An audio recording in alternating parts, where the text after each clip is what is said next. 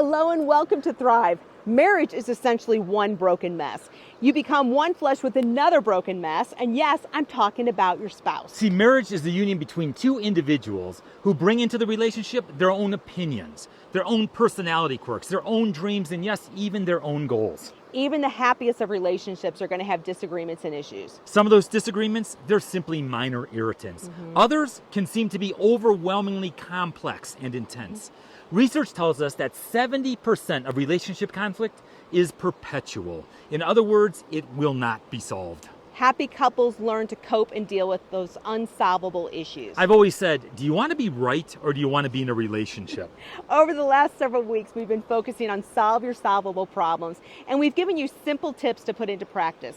The first week we talked about soften your startup.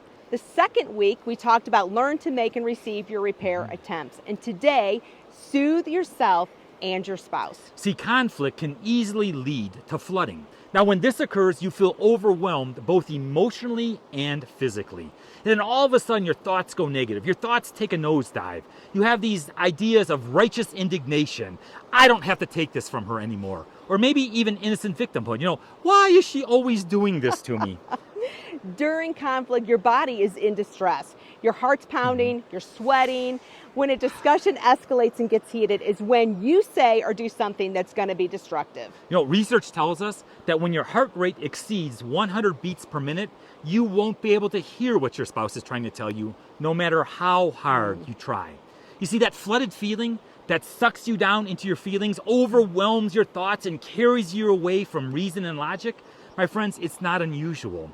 We've all been there. See, it takes skill to work through what's happening in your body and in your mind before you behave in such a way that may be damaging to your relationship. So that first step is to stop the discussion. See, if you keep going, you're going to either explode, you're going to blow up on your loved one, or you're going to implode. That's called stonewalling. You basically shut down and you remove yourself from the conversation. Both will not help your relationship. The only reasonable strategy is to let the other person know that you're feeling flooded and that you need to take a break. So identify a timeout signal. So what that means is, before you get into conflict, the two of you need to figure out what word or phrase are we going to use to say, I need a break. So when you feel flooded with emotion or the discussion is getting heated, use the word or phrase to actually take that needed break. See, a break or a timeout should last at least 20 to 30 minutes. Actually, some research says it takes 50 minutes, 50, for your body to physiologically calm down.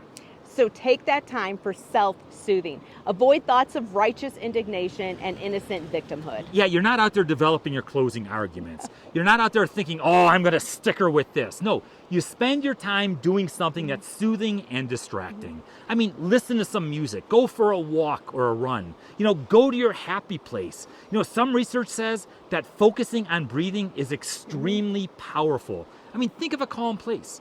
You know, just a side note, research shows us it's more difficult for a man's body to calm down than for a female's body. And so cooling down is an extremely important part of self-soothing in a relationship. And if a brief timeout doesn't work and you're still heated, you're still fired up, it's okay to step back and to take a second break, to take a second timeout, just simply to regain your composure and calm down.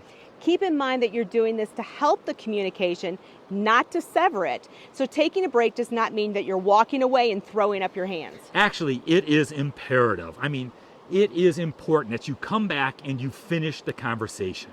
Now, if for some reason you can't complete the conversation right then and there, it's okay to table it. But what that means is you make an appointment to come back to the conversation within 24 hours. So this is important. When one partner needs a break, the other partner needs to honor that break so they can stop the discussion. And then come back and finish the conversation in a calm, constructive manner. Trust me, it works.